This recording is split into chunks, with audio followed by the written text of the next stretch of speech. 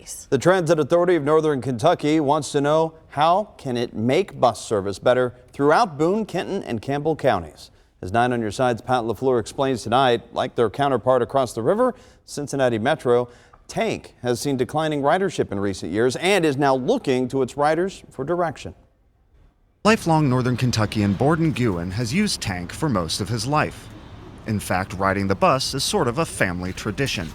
I've been a Tank user for 22 years plus, as was my mother before me and my son after.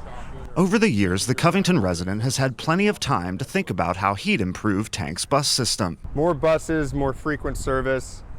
I find it shocking that on some Saturdays and Sunday nights, the last bus to get to my neck of the woods leaves downtown at 8, 7, sometimes 6 o'clock at night.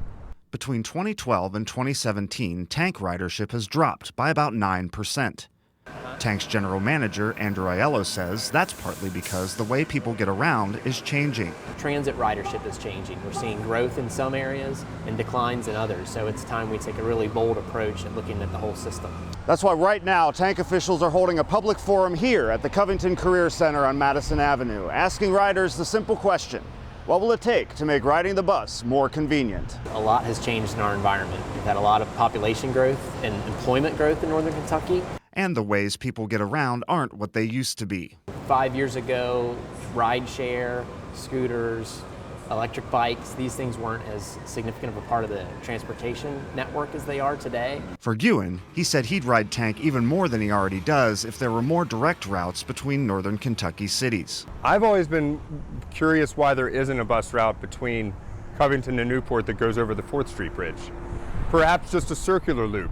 And if buses just arrived more frequently. If we had bus service for every route, every 15 minutes, there's no reason anyone shouldn't use the bus. It's this sort of feedback Aiello is counting on to move Tank forward. It's the first opportunity for us to hear about, again, the thoughts and the hopes and the desires of our community, to prepare for some change. Reporting from Covington, Pat LaFleur, 9 on your side.